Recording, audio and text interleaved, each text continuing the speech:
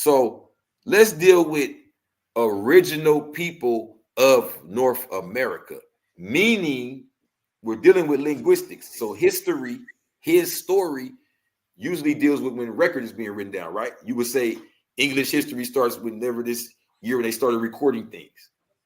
So prior to the European ever recording anything in the Western Hemisphere, there were people here that looked like this. That's when they're saying Black Indian. Now, this is not just an ignorant thing. You can look up House Resolution, was the one I always show, 2764 or House Resolution 1514. You can look up a lot of different legislation where they use that type of terminology, Black Cherokee, Black Indian, whatever. But these were always in lawsuits for people that looked like me that were trying to get their rights back. So it already was showing you that there's no such thing as a Black Haitian.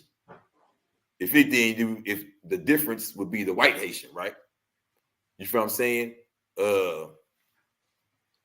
I've never heard of like a Black Jamaican or Black Belizean. You see what I'm saying? When you're dealing with the original places, these terms become not as applicable, because when you're dealing with the Maroons in Jamaica, when you're dealing with the Ayati in Haiti, when you're dealing with the Garifuna, I believe, in like Honduras and Belize and all that area. So these are original people that been there that's dark. So they use the eugenics to make it dark, light, that, and it don't have nothing to do with it. It has to do with language, have to do with culture, have to do with actual facts. So you see on this picture,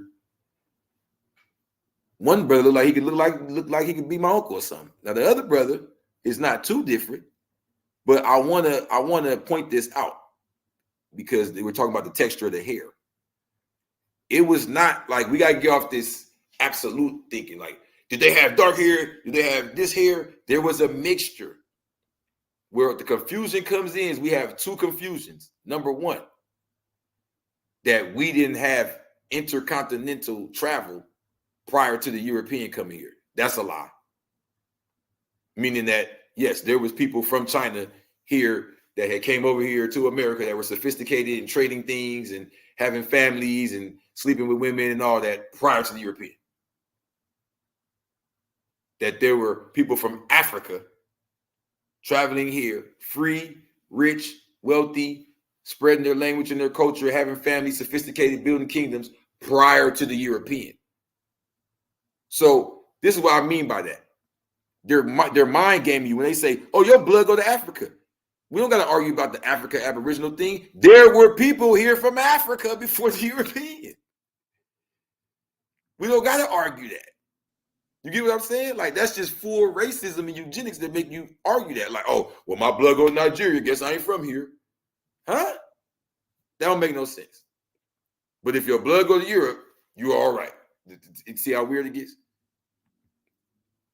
So here goes a group, we were saying the Black Indians, right? These are obviously people who have phenotype that fits more with, they would say, African. Now, this is the point I'm bringing today. I'm not here to talk about, I think our people have been getting beat over the head with the Aboriginal thing to the point it's causing confusion. It's like, we have to understand that I call it 50 years of brainwashing, because it's been a little over 50 years since they got rid of Malcolm X and Martin Luther King. And in the midst of that time, it seems like they've unraveled everything that them brothers taught us. And it wasn't just them too, but I'm saying we can embody the energy of that time with those two names and those two people, right? It appears that in the time since then, it's been a lot of undoing. I'll prove it. When El-Hajj Malik El-Shabazz was alive and Muhammad Ali was in his heyday, you seen brothers around want to kick it in that and be, down in Africa and wearing dashikis and afros and communicating with Africans. Now, after YouTube has spread so much, you might walk down the street and mention Africa. And I don't want to hear nothing about Africa, cuz. I'm like, what excuse me? From the conscious community. I've been cussed out in the conscious community for mentioning Africa too much. I've been told by Moors, why are we talking about Africa? When I thought Morocco was in Africa. I thought Mauritania was in Africa. I thought the historically famous Moors of Spain and Portugal was back and forth from Africa. I thought when it said the Moorish science thing, Tunis, Algiers, Tripoli, and Morocco, that they were talking about Africa. Now they got niggas pull out a map and say, no, they talking about over here. See, it's just cut right here. Then you look it up, it's made by some Mason in the year 1855. We just get lost, bro. Too much Google. Too much. So we come to bring the true science today. And that will be, it's a reason why though, because I know with Inky, we like to deal with science. And when you're dealing with genetics and how to treat yourself and how to feed and how to eat, these things are not only important for that reason, but also because in the midst of figuring that out, you figure out your own health. You see what I'm saying? You figure out your own identity, even on the mental level. You feel what I'm saying? So let's go a little further. Now, I want to bring in some science. So I'm coming from the 5% nation of God's earth.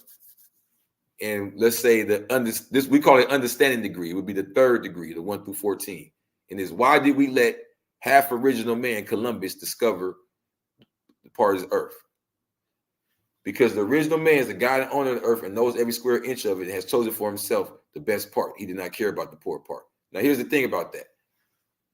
If I'm saying that the original man owns the earth and let Columbus discover it or let Columbus travel to it, can I back that up? This is why we have to understand not throwing everything in one fishbowl or becoming with the racist eugenic thinking and throwing everything in one pot. Was America discovered by a group of white Christians? No.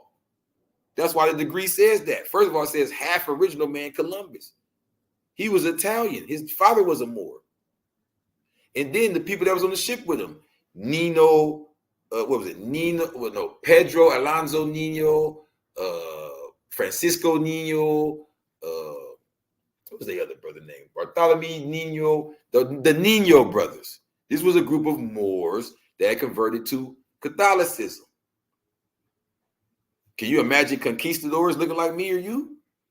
No, you can't, because they want your narrative to be weakness, weakness, weakness. You don't connect to no land. You don't connect to no language. You don't connect to no history. You just connect to a bunch of slave chains and getting foots up your ass for eternity. Your whole history start with a foot and then a chain and then a ship. And then you hear like, black. So the point is, in that degree, is the whole discovery was on Europe's behalf as far as it being on behalf of the Catholic Church and on behalf of those who wanted to employ the eugenics on us, as well as the witch hunts, which was an attack on Islam, the real Islam, the craft that they turned into called the wise craft, the wizard craft, that they call it witchcraft. Why we got a crescent moon and star as a symbol, but they tell you to stay away from astrology? Don't fall for the games. What they did was these people came and took and watered down everything we had going on right there. And right there is a very important spot because we were speaking Spanish.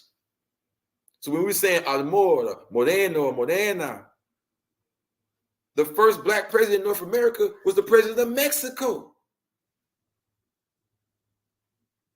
Come on, bro. They want to divide us.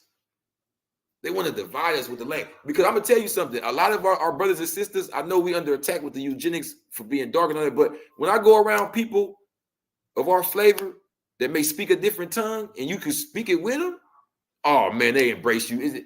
It don't be about the color of the skin. It be about the culture. They're going to throw you some rice and all that.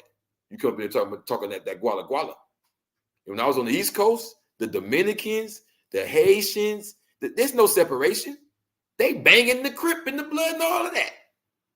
They see themselves as black. But they have a tongue and a culture and a flag. Why are they identify with black? Because they understand where we at in society. In the split, in the line in the sand. They're not confused with all that madness. So let's go a little deeper. The guy and the owner of this earth and knows every square inch of it has chosen for himself the best part. did not care about the poor part. So it's saying that if you understand how empires work, that we knew of this land. We had connection to this land. We had nations and treaties and all that with people on the Mississippi River, with people down in the Aztlan, where they call it the Aztecs, people down in Central, down in the South. But the headquarters were in the best part, where we see the most resources took from now. Now, I want to address something before I go any further into the Indians. Somebody put Dominicans don't claim black. I challenge you on that. I was out there in New Jersey, in Bayonne, all the Crips and Bloods is Dominicans. I'm talking about the young ones that's dancing to the music. I ain't talking about the people in the schools and that's making the rules and the laws that's bowing down to whatever the Masons say. You feel what I'm saying? When I was in New York, them Dominicans was pushing, they was pushing black. Like, they'll tell you to your face, like, don't tell me I'm not black, I'm not an N-word and all. Like, they was going in. They was very wanted to make sure you understood that they was identified with the oppression and the struggle. Now, I will admit, there is a vein amongst them. There is a elite group amongst them. You feel what I'm saying? But with that being said, the degree continues. So from there it says, Columbus is a half original man and was born in Italy, Southeast Europe. His full name is Christopher Columbus, and the place he discovers North America. He found here the Indians who were exiled 16,000 years ago from India. Now that's controversial, right? Because I know a lot of people be like, that's not what I know. That's not what I was taught in school. I know everything. But let's get a little deeper into the Indians. What was happening on Earth 15,000 years ago? Around 15,000 years ago, the Earth started warming abruptly after 100,000 years of an ice age. This is known as a glacial termination. The large ice sheets, which covered significant parts of North America and Europe, began melting as a result. So there was land over here that wasn't even available due to the ice age. It was brand new land on the market, y'all. We got new hot grass over here, all right? This thing was thawing out, okay? Were there boats 16,000 years ago? And the degree, Elijah Muhammad said 16,000 years ago. A lot of people laugh and say, here goes another one of them things he be making up. But you got to understand, Elijah Muhammad actually studied 104 books from the Library of Congress. These are national libraries, and gathered up this information that's in our 120. So were there boats 16,000 years ago? In this view, maritime explorers voyaged by boat out of Beringia, which is the Bering Strait, the ancient land now partially submerged under the waters of the Bering Strait, about 16,000 years ago, and quickly moved down the Pacific coast, reaching Chile by at least 14,500 years ago. This is dealing with geographical science. This ain't just dealing with opinions or we found a sandal over here and we think it belongs to this guy. No. We're going to school today, y'all. Come on. From 30,000 years ago until around 11,000 BC, which would be 13,000 years ago. Because remember, we're in 2000 AD. Do the math. The Earth was subjected to a cold snap that sucked up the sea into glaciers and ice sheets, extending from the poles. This period is known as the last glacial maximum. When it reached of the most recent ice age was at its fullest. By drilling mud cores out of the scab, we can reconstruct the history of the land and the seas, notably by measuring concentrations of oxygen and looking for pollen, which would have been deposited on dry ground from the flora growing there. We think, therefore, that sea level was somewhere between 60 and 120 meters lower than today. So it was terra firma all the way from Alaska to Russia. So what you understand is way more water now. Now all this ice is melted. So there was more land available. It was frozen in different areas, don't get me wrong, but it was still more land available as a whole. So it was terra firma all the way from Alaska to Russia and all the way down south to Aleutians, a crescent chain of volcanic islands that speckled the North Pacific. Oh yeah, we're going deep. Hold on. Okay, hold on. Let's get back. So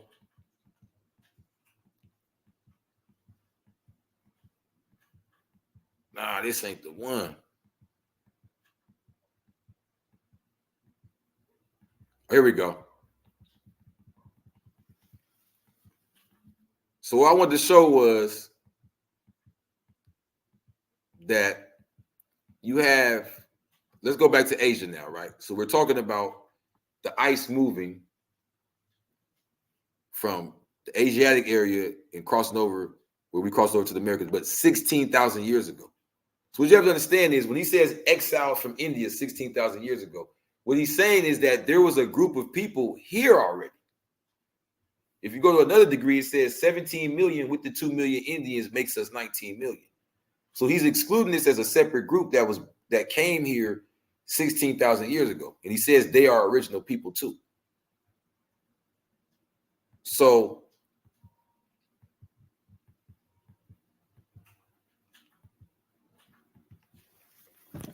check this out. Now let's go to the Blue Bible. So what we have to understand is there is a group of original people, just like me and you, who were down in Asia and traveled to here before the people who call themselves Indian now, who paid the $5 and got the blonde hair, blue eyes, and work with the KKK and run the casinos and got all these crazy laws. These are the people who signed the treaties and made the deals. That's not who he's talking about. Okay. So let's show and prove. Now, page 89, the Blue Bible. The Indians voluntarily integrated with the Christians. Those of us who refused to ever be civilized like the Indians were considered illegal. My grandfather told me it was once illegal to be Gullah Geechee. Now, let's go deeper though. So why did they participate so easily with the government? Okay, because what was going on was these weren't the quote unquote Indians. These were the people buying the title of Indian. All right. Now, page 102 of the Blue Bible. The first people labeled white married into the nations of North America and enslaved their own children. The plantations they built were sex farms, breeding grounds where they used eugenics to create slaves. This was their way of civilizing people. All nations that refused to be civilized were labeled black. The lands of the so-called black nations were given away after the Civil War to create the New World Order. Daniel Freeman was the first member of the so-called white nation to claim 160 acres of our land by way of the Homestead Act of 1862. This was after Abraham Lincoln attempted to deport our people out of America. Our names were given away after the Dow-Rose Act of 1892. The U.S. hired the Dawes Commission to create nations on paper for it to pay, instead of paying reparations to its enemies. The Dawes Commission charged $5 for any Caucasian family to purchase membership in a so-called Indian tribe and receive birthrights. They also excluded all people they deemed black from Indian tribes that were now controlled by $5 Indians. My peers and Aalites have grandparents that know their nationality. However, we still chose to allow the media to dictate our identity as black slaves. So the lack of connection we feel to this Indian thing is that we know ourselves as original nations, whether that be me saying Gullah Geechee or someone saying the Cimarron, which is Seminole, or someone that's under the Washita, or, you know what I mean, the Powhatan, or the brother, like the brother here, Haiti. These are all original nations. These are not these things that were created later that we call Indians now.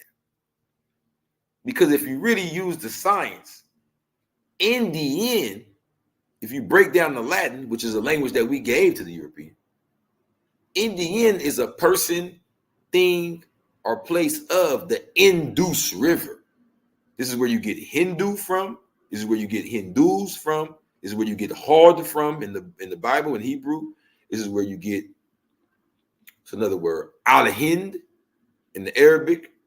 But if you go back to the actual dark original people of that land, they don't call it any of that.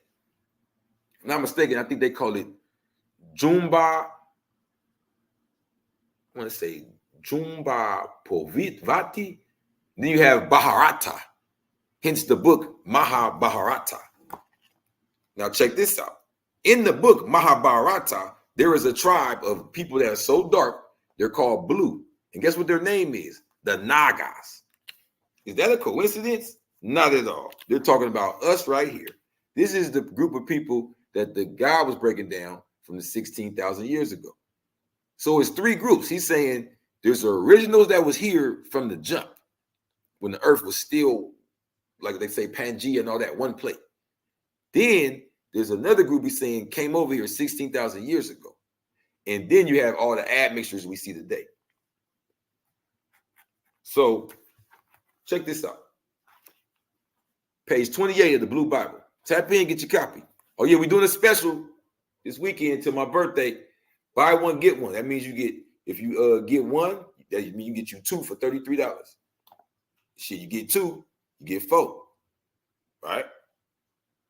Yeah, order two, I'll send you four. Order three, I'll send you six. It's going down till my C-Day. It's December 11th. Now, page 28 of the Blue Bible. The Nagas of Asia have monuments and buildings dedicated to them all throughout South Asia and East Asia. They are the blue guys we see in Hindu culture. When the United States dropped its atomic bombs on Japan, it focused on the city of Nagasaki because that was an ancient Naga capital. The Nagas are praised and recorded all throughout the holy book named Mahabharata. They are the blue gods of Hindu culture and mythology. The original Buddha was a Naga. Yeah, you see, when you see the Naga Buddha, he has the locks all over his head, and he has the serpent behind him, the seven serpents for the Saba tribe. It's real.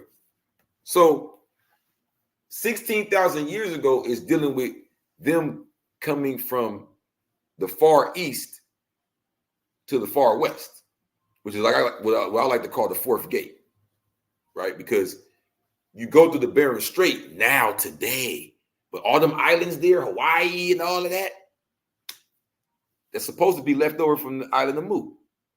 Now, whether you rock with that or not, I'll tell you that. It's a lot of old blood types there, and they have a very original way to look. I know a lot of us like to look at the Olmecs and say, oh, that's us, Africa, Africa, Africa. But if you look, I like to call it the Hawaiian punch head. If you look at the Hawaiian punch head on the little Flintstone body, the dark ones, down there in Central America, South America, there's a very ancient, I don't want to say tribe because it's deeper in the tribe, an ancient strain, you feel what I'm saying, of original people that fit that exact look. You feel what I'm saying? Now, check it out. I want to go a little deeper. Where were they before that? You get what I'm saying? And if you don't get what I'm saying, let me break it down for you a little bit.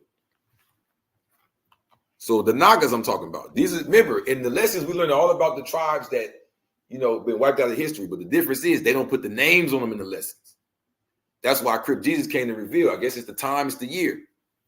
I'm giving you all the names that we wasn't ready for before. I don't know if we was ready to hear about the Naga tribe before. We would have been laughing, saying the N-word over and over. Page 26 of the Blue Bible. For thousands of years, writers have attempted to erase us out of history. They claim we were wiped off the face of the earth in a natural disaster known as the flood. According to the teachings of Wallace Farr Muhammad, this global flood took place 35,000 years ago. It drove the original people of Arabia into Far East Asia, where their leader, Buddha, taught Buddhism. So in the 10th degree of the enrollment, it says Buddhism is 35,000 years old. Now check this out.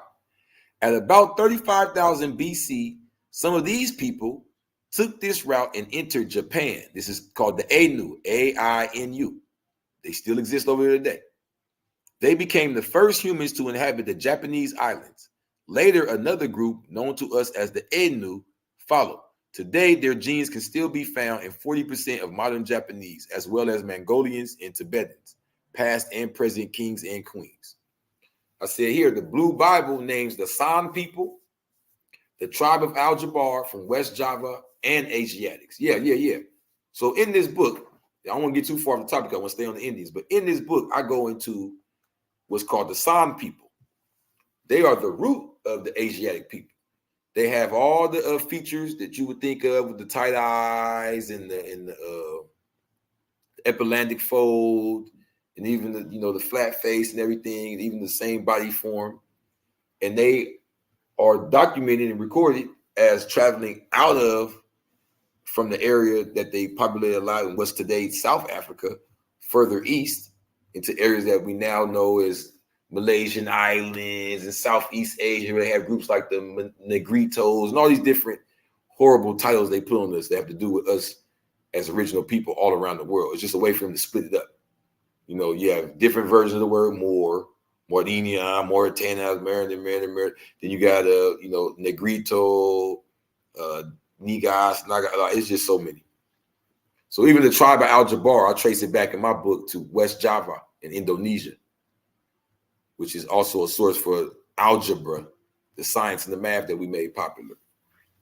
And the Al-Jabbar goes back to what's called the Java man.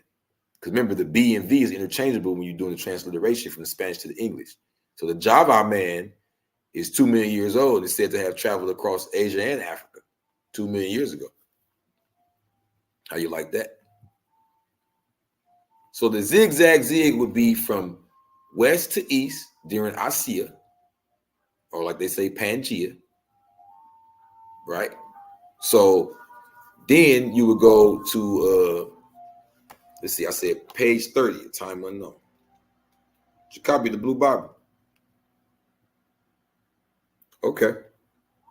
According to Elijah Muhammad, the earth and moon were originally one body with a 35,000-mile circumference. The planet remained in this form until an explosion caused by a scientist divided the moon from the earth. It also split the land into two hemispheres, the West, the Americas, and the East, Africa, Asia, Europe. So what you have to understand from this science is this is where you find a similar culture and customs amongst the people of South Asia, the people of Arabia and East Africa, and a lot of the original nations and tribes over here. They claim to have this connection with the moon, or the star people, or the Sabah people. You feel what I'm saying? But then on page 26, I also talk about how there was a further division between the lands when the sea levels rose, which is what you can see in Africa, where West Africa is almost exactly like they described Atlantis.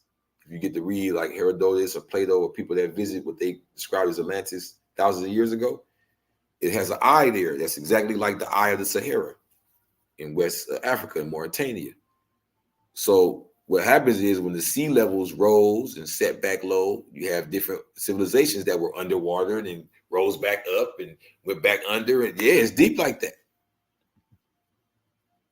So during the Ice Age, from about 35,000 years ago until about 11,600 years ago, sea levels were lower due to the water in the glaciers.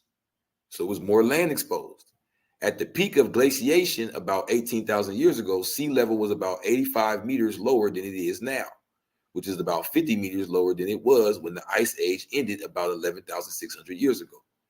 At 18,000 years ago, the Earth looked like this map from the Earth and Life Through Time by Stephen Stanley, Freeman, 2nd edition, 1989.